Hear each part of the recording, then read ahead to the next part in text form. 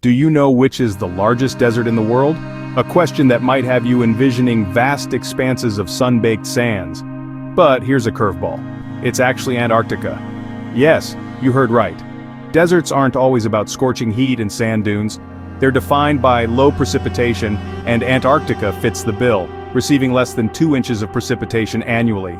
So if you thought it was the Sahara, you're not alone. Let's see if we can challenge your geographical knowledge even further. How many continents do you think there are? This question might seem simple at first glance, but the answer is far from straightforward. You see, the concept of continents isn't universally agreed upon. Depending on where you are in the world and who you ask, the number of continents can range from 5 to 7. Let's break it down. In many parts of the world, including much of Europe, Asia, and many English-speaking countries, 7 is the accepted number.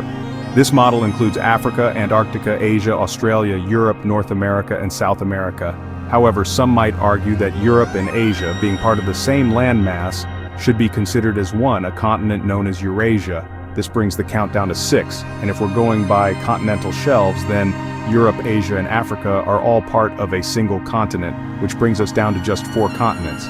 Now let's head over to the Americas. In some parts of the world, North and South America are regarded as one single continent, America. This perspective gives us a 5-continent model, which includes America, Africa, Antarctica, Eurasia, and Australia. But wait, there's more. In Japan, the conventional model is a 6-continent model, where North and South America are one, and Eurasia is recognized as another.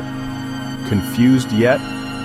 Well, it's important to understand that the number of continents isn't a hard and fast rule, but rather a concept shaped by cultural, historical, and geographical factors. Some might argue that continents are large, discrete masses of land, separated by expanses of water. Others might say that continents are culturally and politically distinct areas of the world. So, the next time someone asks you how many continents there are, don't just throw out a number. Instead, turn the question around and ask them, do you mean geographically or culturally? Because as we've just discovered, the answer to this seemingly simple question is anything but. Can you see the Great Wall of China from space?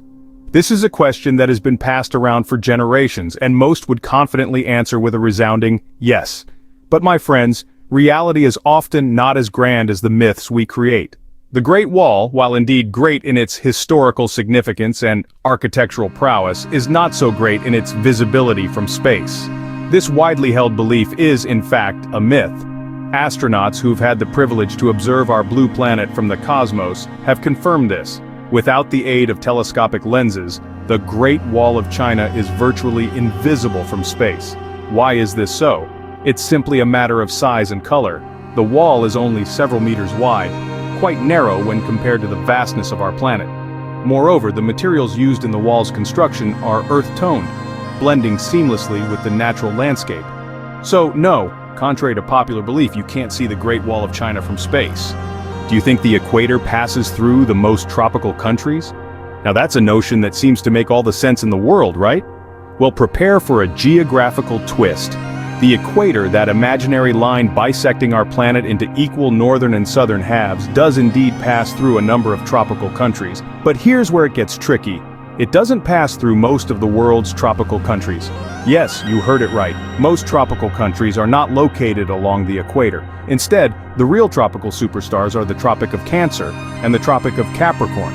These 2 lines of latitude, situated approximately 23.5 degrees north and south of the equator respectively, encircle the Earth, passing through more tropical countries than the equator does. Let's put it into context. The equator passes through just 13 countries, including Brazil, Kenya, and Indonesia. On the other hand, the Tropic of Cancer crosses 23 countries such as Mexico, Egypt, and India, while the Tropic of Capricorn passes through 10 countries, including Australia, Chile, and South Africa. Together, the Tropics of Cancer and Capricorn pass through a whopping 33 countries, outpacing the equator by a significant margin. But why is this the case? It's all down to the Earth's tilt. Our planet is tilted at an angle of about 23.5 degrees relative to its orbit around the Sun. This tilt causes the Sun's rays to be most direct at the Tropics of Cancer and Capricorn at the solstices, making these regions extremely tropical. So, next time you're planning a trip to the tropics, remember it's not just about the equator. The Tropics of Cancer and Capricorn have a lot more to offer. They are the true cradles of tropical biodiversity. home to a variety of ecosystems from deserts to rainforests, which house some of the world's most unique flora and fauna. So the equator isn't as tropical as you might have thought. Is Mount Everest really the tallest mountain in the world? Now that's a question that's likely to raise a few eyebrows. It's a common belief that Mount Everest, standing at a staggering 29,031 feet above sea level, is the tallest mountain on Earth, but here's where things get a little tricky. When we talk about the tallest mountain, we're referring to the total distance from the base to the peak. And if we start measuring from the base of the mountain, well, then Everest might have to step down from its lofty throne, because you see most of Everest's base is above sea level, so it gets a bit of a head start. So who's the real contender for the tallest title? Ladies and gentlemen, allow me to introduce you to Mauna Kea, a volcano located in the beautiful islands of Hawaii. At first glance, Mauna Kea might seem a little underwhelming, standing only 13,800 feet above sea level, which is less than half the height of Everest. But don't let that fool you. The catch is, most of Mauna Kea is hidden underwater. If we start measuring from its true base at the bottom of the Pacific Ocean, Mauna Kea stretches up to an incredible 33,466 feet. Yes, you heard that right. That's over 4,000 feet taller than Everest. So, while Everest retains the title of the highest mountain above sea level, it's Mauna Kea that takes the crown as the tallest from base to peak.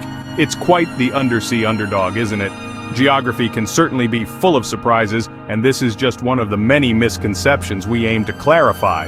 So, the next time you're in a conversation about the tallest mountain, you'll know it's not as straightforward as it seems. And that's why we say Mount Everest is the highest mountain, not the tallest. Now let's recap some of the most surprising facts we've covered in this video. Firstly, we debunked the common misconception about deserts. While many believe the Sahara to be the largest desert on Earth, it's actually the icy expanse of Antarctica. Yes, you heard it right.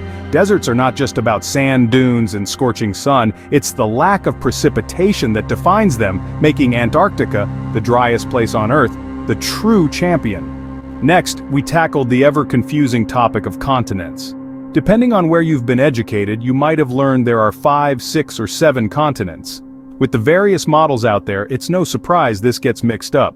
But for those of you still debating, the 7-continent model, which includes Africa, Antarctica, Asia, Australia, Europe, North America, and South America, is the most widely accepted. Then we busted the myth about the Great Wall of China.